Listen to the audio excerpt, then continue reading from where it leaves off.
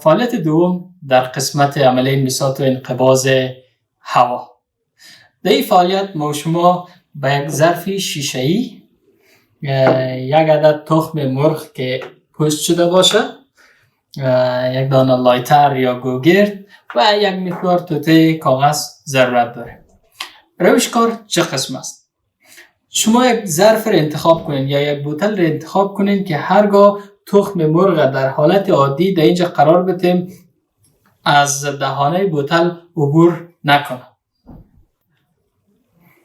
اگر من بگیرم بوتل هوای داخلش گرم بسازم یا انبساط بدم، دوباره بگیریم تخم مرغ اینجا قرار بدیم ببینیم چه اتفاق میفته.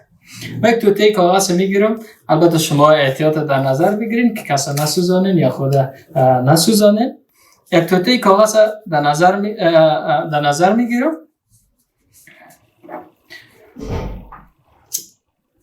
ایره آتش میزنیم، من داخل بوتل قرار میتم تا ای که هوای داخل بوتل گرم میسازم.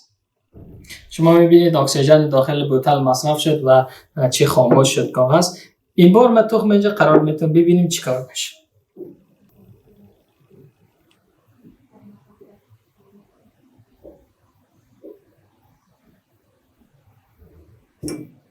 شما میبینید که در نخست وقتی من کاغذ داخل بوتل انداختم، حرارتی را که آتش ایجاد کرد در داخل بوتل باعث ازی شد که هوای داخل بوتل انبساط کنه، یک مقدار هوا از بوتل خارج شد.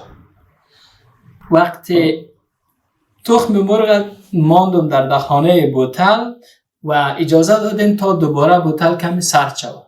وقتی بوتل دوباره سرد شد، هوای باقی مانده داخل بوتل انقباض میکنه یا متراکم میشه. یک کمبودی از هوایی که قبلا توسط آتش خارج شده باشه یا هوا گرم شده بود از بوتل خارج شده بود، کمبود هوا اینجا احساس میشه. بنابراین هوایی که از بیرون بالای تخم فشار وارد میکنه تا باعث ازی شود که تخم در داخل سقوط کنه و هوای کمبود داخل بوتل جبران شود یا او هوایی که پیشتر انبساط کرده بود خارج شده بود و دوباره بیاید در داخل بوتل جای خود بگیره.